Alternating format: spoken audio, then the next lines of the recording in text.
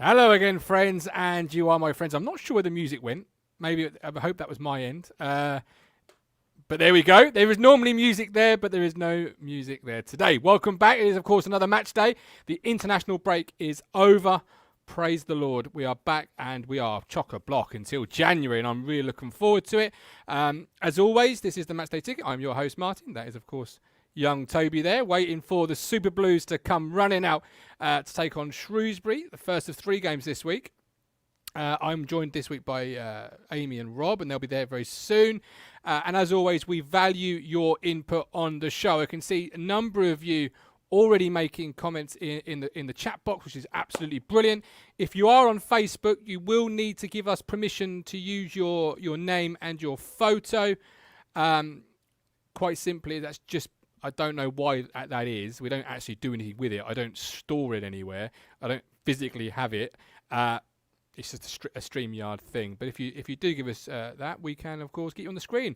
We've got Callie, afternoon all. We've got Ryan, Toto. Yeah, we'll get into that. We'll get into the team very soon. Johnny Duncan. How Sears and Judge got in ahead of Lanks is mind-boggling with Edwards out.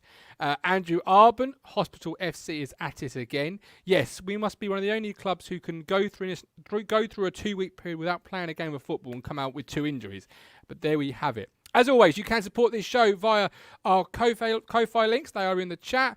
We've got some big plans for the show, big plans for new equipment, upgrades, etc. So, of course, any contribution is helpful behind the bar. I will bring in our first contributor. She is, of course, a blogger, a fantastic writer, and a brilliant mum. It is, of course, Mr. Tractor Girl. Amy, welcome in. How you doing? What a welcome. Thank you very much. I'm happy to be here. I've been really looking forward to the game today for some unknown reason. Must have been spending it with you. Well, thank you very much. But it's spending it with all of us because it's a real community feel. And it is, as you said on your wonderful Facebook post, it is like being in the pub before the game. Yes. And we've all had the team news come up on our phones and we're all about to say collectively, WTF. Yep. And Ben King, hello Amy Downs. Pre-match Jagers up the town. Is that what you have before the game, a Jager bomb? That's what we would normally be doing. Admittedly, it would be an away game, not a home one, but we would be right now. We'd probably be having a last round of Jaegers just before we head into the pub. Ben Absolutely. would have probably swapped from his beers to his gin and tonics just before the game. He likes a gin. Very nice. Yes, I've got some lovely gin in the kitchen actually that I keep eyeing up and never getting around to. Ryan Cartwright, judging says might as well have me and my old man out wide. Will Frost, as annoying as it is, we probably need to rest Wolfie for Hull, Charlton and Oxford. The Cruncher, good afternoon. Sore feet, I'm beginning to believe Lambo is doing a Mick McCarthy and doing opposite to what the fans want and think. Well, on that, let's bring in the secretary of the Mick McCarthy Fan Appreciation Society is, of course, Mr. Robbie D. Robbie, how are subscriptions to the Mick McCarthy Fan Appreciation Society these days? I think they've recently gone up in Cyprus, but everywhere in the world seems to be consistent. Absolutely. So, are you well, sir? I'm all good. How are we, guys? Yeah, we're good. We're good. Benjamin Michael says he's feeling good. Let's do this. Bingo Ball 33 today. Judge out for 3 games. Simple knock. Let's, without further ado, let's get into the team news, shall we? Let's show it on the screen. So, we've got Holy in goal. Chambers, Nsiala, McGuinness and Warder, the back 4. McGavin, Hughes, and he said back 3 there. McGavin, Hughes and Nolan, Judge, Jackson and Sears. Where should we start with this? Let's start with the Chuckle brothers. Wolfenden on the bench, Nsiala and McGuinness playing at centre-half. What do we feel about that one? I'll go if you want. Yeah, go for it. Well, to be honest, I'm actually not surprised because I think someone already said in the comments that probably Wolfenden's needed for the other games. I would like to have seen him just straight in, to be honest. I think McGuinness was always keeping his place. I would have liked to see him Wolfenden straight in and back to what they were doing. I don't really see the advantage of playing Nsiala, but at the same time, I'm not at all surprised that he's done so. So, I don't know. Today is a game where you would like to think there shouldn't be a lot of pressure on the centre halves. And at the start of the season, when we had these kind of games, Nsiala was doing fine. He struggled in the games against the better teams that really come at us, hasn't he? So maybe it's tactical. He's playing Nsiala today where there's not a lot of pressure on us, whereas Tuesday and Saturday there will be. So Wolfenden comes in theory. That's famous last words, isn't it, Amy? Not a lot of pressure on us today. I've got to say, I completely agree with Rob. When I saw the squad, I'm always a little bit dubious with Nsiala. But look, give him his dues. He started the season off well. We were unbeaten for a month there or whatever it was, and he was playing okay. He was fine. I think we were all waiting for a typical Nsiala cock up, but he did all right, and actually hadn't even thought about it until that comment just came up then. But you're right, this is the biggest week we've had since the start of the season, so it totally makes sense that the lad who's been out on a fairly long-term injury, we need to be a bit careful with him, and I'd rather have him playing Tuesday and next Saturday than today. The defence isn't necessarily my problem with the lineup today. No, absolutely, and I have noticed an error with the team. It is Bishop, not Hughes, playing. I'm just changing that as has that just happened, or was that earlier on? No, that has happened. That has happened. But Hughes got injured in the warm-up, or? No, he wasn't playing to start off with. I just haven't changed it from the last time we played. It's called being slack. It's called being too busy. One pair of hands is sometimes not enough, as Amy will testify. So, Wolfenden, back to that conversation. I'm not sure I subscribe to he can't play today and then play the next 3 games. Like, why can he not play today? Like, he's a professional player. He should be fit enough to come straight back in the team and perform and do something and then play again. Surely. But he is a professional player, and they aren't getting their. So somebody was talking about it on Twitter earlier. Obviously, we know that we're like pretty bad for injuries. Apparently, in general, injuries are up this season by 25%. So you wonder how much the pandemic has contributed to that, and whether maybe people like Lambert are being a little bit careful with. We've got to be honest. Wolfie is our most valuable player. So perhaps other than Downs. So you can understand him being a little bit cautious. So I'm the total opposite to you, Martin. I don't subscribe to this. They're professional footballers. They're paid to play. I believe that they are professional footballers. So they've got to be careful. This is their livelihood. This is how they make a living. So they know better than we do whether it's worth the risk for Wolfie. But it is interesting that injuries as a whole are up. Apparently Man City have got like the most players out at the moment, and that's Man City. I'm really struggling to feel sorry for Man City in this case, but I do I know what you mean. It's the number. It's just on the pure numbers. Yeah, I know what you mean. I mean, Luke Penning agrees with me. A bit more resources, but sore feet. Well said, Martin. We need penalty build. Russell Claydon makes a great point, and we'll move on to this one now. Good to see McGavin handle a chance in a league game. Chance to prove his Cole Hughes' natural successor. No pointless overplaying sideways backwards passing. Along the back 4 though, and obviously McGavin is a player we've mentioned on the podcast throughout the season, and we had him as an emerging talent this year. Is it really good to see him given the responsibility in a league game today, Amy? Yeah, absolutely. Of course it is. I've got to say, I'm trying to think what games I've seen him play in this season. I can't think of any sort of like standout moments from him, but of course it's nice to see the young lads, especially when it's someone that you've already picked out and you've been watching.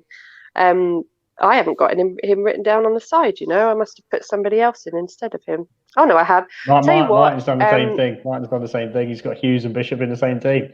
Yeah, I'll tell you what it was. It was because he's in instead of, what do we think? Him instead of Edwards, or him instead of Dazelle?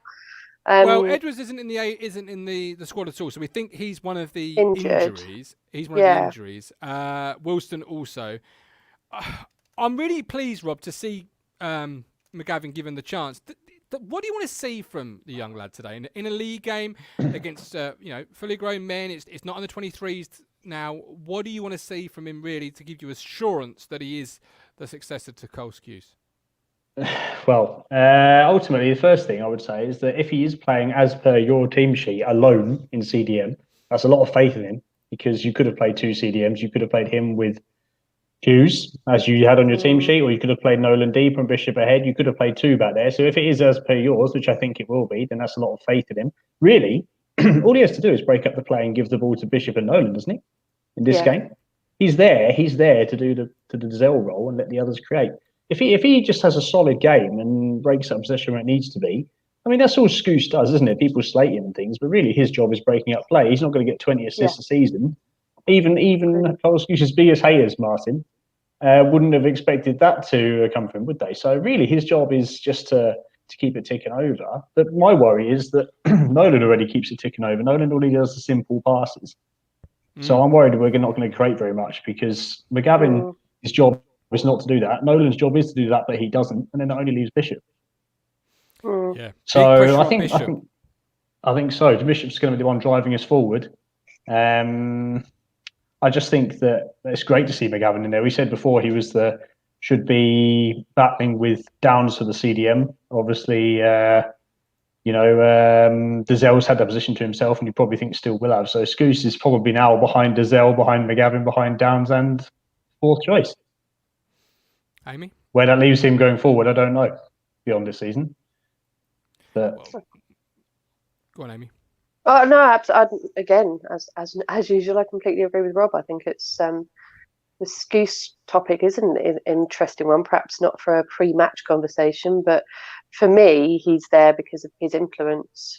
Him and Chambo, I think their influence off the field is as important as their influence on the field. Whereas obviously Chambo's having a decent season as well. So what is interesting though is if his role is, as you rightly say, to break up play, given how we've been playing lately, like a lot of passing around at the back and not really getting forward, it's a lot of pressure on him to be getting the ball forward when the team doesn't seem to be that fussed about doing it at the moment, do they? I think that the pressure's more on Bishop and Nolan to create in this. I think if McGavin does his job and gives the ball to them, he'll have done his work. If they then don't do their job of creating, it's not on McGavin, is it? You'd expect more. You expect different from Dazell in there. You know what I mean? Yeah. Downs bosses a midfield. Scouse breaks that play, whereas Dazell doesn't really break up play, but he's sort of a deep lying playmaker, isn't he? He sprays the ball. He's not there to break it up. McGavin's a different player. He's more like a Scouse than a Dazell. So really, you're not looking for McGavin to go out there and create things. By the same extent, his set pieces were good last time. So if he can just keep it simple, break up play, give the ball to the others, and put good set pieces in during this game, he'll come out with good marks. That's the reason he's in the team ahead of Hughes today, is because of his performance against Portsmouth. Yeah. So there's more pressure on Bishop today because Bishop now is the creative force in this team. Yeah, I think there's pressure on Bishop and Nolan because they should both be doing it. Whereas Bishop has been doing it. Nolan, I'm still not convinced by Nolan. There's more from him than we get. Yeah, absolutely. Jacob Farrow, Nolan needs to run forward just like Bishop. Hopeful, but that's his role. No side passing, no back passing, all forward play. Ryan Cartwright, McGavin will have to pick up lots of second balls. Shrewsbury are direct and rely on set pieces. Adam Flatt, don't fret, guys. We can make 5 subs today. All 5 on the 85th minute. Matt Phillips likes how the Don calls it the CDM role. Facebook user, only change I would have had is Dobra for Judge. I'm surprised he's not in the squad. Let's move on to Judge. Does he deserve his place in this team, Robbie Davies? Well, I'm quite surprised to see that both him and Sears are there. I wouldn't expect to see both of them in the same team, really. Maybe one or the other, because I just don't know if it's going to work with both of them. For me, Guiron Edwards is going to be a massive miss. I would have played Bennett. I wasn't particularly impressed with Bennett, I have to say, from what I've seen of him against Crawley. He looks like he wants to go forward, but he reminds me of sort of like Jordan Graham when he played for us. He doesn't look like he's going to actually create anything. He's sort of flat as to deceive. He's fast, but I would have given him this chance because we need pace, and he has got that. And I don't see where the pace is in that team. Obviously you've got Jackson clearly. Agreed. Totally agree. Totally agree. But I'm sure Martin's going to move on to it in a minute, but I think for me that comes down to the fact that he's still playing one up front. And I get that that's the format that he wants to play, but we should be going all out. Today is our best chance of getting 3 points this week. And we get 3 points today, it rolls on to the next 2 huge games, absolutely massive. So you go all out against Shrewsbury. You forget about this flipping one up front that doesn't work. It's just we're not creating enough for one up front, and I don't understand why it's not Jackson and Norwood up front. Personally, I don't get it. Even if Norwood isn't fully fit, play Sears up with Jackson. I'm presuming that Hawkins is the other injured player here. I don't know, but I'm presuming he is. So I would have played if you really want to get Sears in there and Norwood isn't fit enough. You could have played Sears up with Jackson.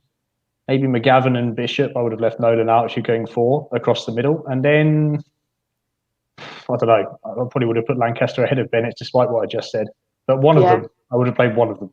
and then maybe Judge. But I mean, there's the Dobra argument raves on, doesn't it? It does. I like Judge a lot, but it just feels too safe. There's an interview with him today with Lambert this week where he said that the strikers have got to start taking more risks. Well, he's got to as well. He's got to start just going all out. Shrewsbury, if you look back on some of their recent results, they've conceded a hell of a lot of goals. I wrote it down earlier. It was like 2 against Swindon, 3 against 3 the week before in the Cup. They've conceded 4. I know they scored 4 against Crewe. They conceded 5 against Peterborough. That's where we want to be. We want to be doing what Peterborough are doing and going out and scoring that many goals against them. This should be like a Blackpool game for us today. But then who played in that game? I want to see. Sorry, Martin. I want to see someone take it by the scruff of the neck. I mean, Judge, for me, Judge is still capable of doing it. He doesn't ever do it, but he's still good enough to do it. I don't know when it's going to happen, if it's ever going to happen, but I want to see someone take this great game by the scruff of the neck like Bishop did at Sunderland. You remember, drive. Every time I want to see someone force the issue. Honestly, in that team, only Bishop, I think, it might do that. I don't think we've got enough players in that team that will force the issue. Yeah, agreed. But Jackson will run the channels, goes without saying. He will do that whether we're playing well or not. So. Yeah, and I was just going to say, because obviously you said it's one up front, and people are saying it's 4-3-3. It's not 4-3-3. You can say it's 4-3-3 until you're blue in the face. If you think Judge is going to play as a third striker of any effect, you might need to see a doctor on Monday morning, because he's not going to play that role. It might be 4-3-3 on paper, but it's definitely going to be a 4-5-1. And I can't see anything else, having watched this team over the last year and a half. It's Mick football, isn't it? It's Mick football. Yeah. It's 4-5-1 without the ball, and it's 4-3-3 with it. The problem becomes when your wingers aren't quite good enough to get forward quick enough. And you're talking there about Sears up front, Robbie, and I'm kind of agreeing with you, but I'm looking at the 11 he's picked, and I'm thinking, well, if it was to be a 4-4-2, which you could do, that would force Bishop out wide, and that's ineffective. That's blunting Bishop for me. That's taking your I wouldn't have played the same team in the 4-4-2. That's the thing. I would have kept Bishop and one of Nolan or McGavin in the middle. You know, I mean, Bishop's got to be in the middle. We've got wide players for once now. You've got Lancaster and Bennett's on the bench. It's like a FIFA bench, isn't it? Yeah. You've got one defender, 2 wingers, a striker. It's like you've got all the potential to win the game, all the players that you don't like but are good enough anyway. You know what I mean? You've got the potential to change it. With 5 subs, even with 3 subs, I'm still subscribing to this play your best team for at least 60 minutes, if that's all they can manage, and then change it. So, for example, Wolfenden, if he's not fully match fit, he could do a half. You've got 1 sub, so that's 4 subs left. True. But you've got flexibility now, same as Norwood. If he can do even 45, you're playing for 45 and you try and hurt him off the front foot. You don't wait to be hurt and then try and hurt them. Get the job done early. Yeah. True. Yeah, it's like a boxing match. Come out with the haymaker. Don't try and take his jab and see what he can give, because he might knock you out in the first go. Look at Doncaster. That game escalated second half, I know, but very quickly. Too quickly to change anything. So with 5 subs, you should now have more flexibility. Let's see if it plays out. Let's get some comments before we move on. Jacob Farrow, are they massive? We should be winning these games. Teams should be coming to us saying it's their massive game. We're one of the biggest clubs in this league. Should we be scared to play these teams? Robbie, do you want to have a quick comment on that before I get some more comments? I wouldn't say this game is massive, but this week is massive, isn't it? I mean, heaven forbid, if we weren't to win today, everyone's expecting us to win today. Everyone's already talking about Tuesday, Saturday. So in some ways, this game, if we're behind or it's 0-0 at 60 minutes, the longer it goes without us winning it, it becomes bigger, doesn't it?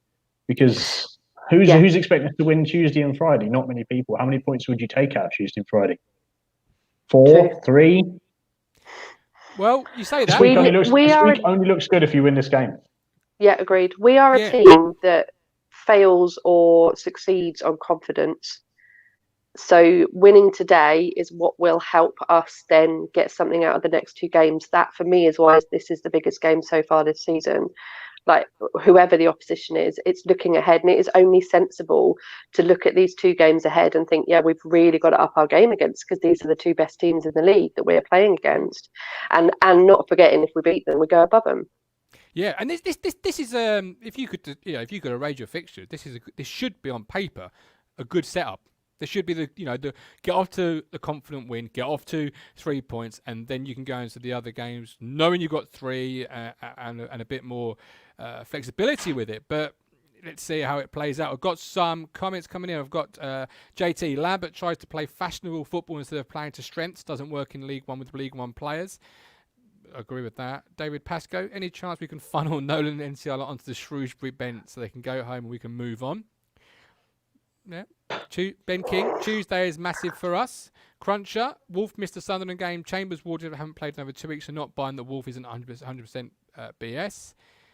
Rabbit Man, no game is easy, especially if you're Ipswich or Sunderland. Yeah, and true. the Cruncher wants 9 points, and Leander expects to win all 3 games, and so do I. We are Ipswich Town. We should be the big hitters in this division. It is 8 minutes to 3. We'll see during this week just how much of a big hitter we are, won't we? Let's have a quick look Exactly. at that bench. How excited are you to look at the bench with the run-up coming up and have players such as Norwood back among the bench? He's for all what's gone on, he's a good player.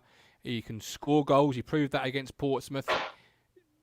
Are you happy to see him Are you happy to see him back? Are you now excited for the next 3 games, Amy, of what could be with this squad coming back to full fitness? It's certainly looking like it's starting to become the best team we've got, isn't it? The better players that we've got. And this, actually, if you're talking about us being the bigger club in the league, this is one of the things that maybe goes into the arguments to support that, is that, yeah, we are one of the bigger teams in the league because we have, even on our bench, we have players that people elsewhere in the league would want. Lancaster as well. I think he's a really exciting.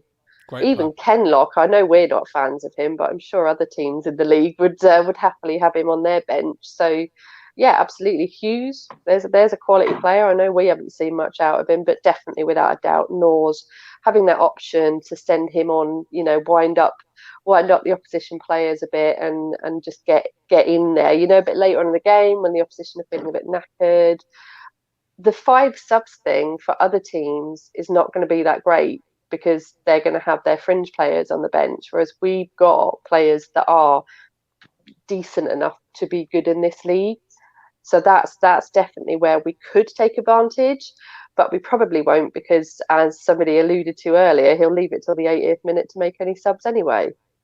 Rob, The question for me is, I was going to say, I think they will in this game, but I think really the 2 that will make a difference is Lancaster and Bennett, presuming they both come on, because they'll add pace to a tiring defence, against a tiring defence, sorry.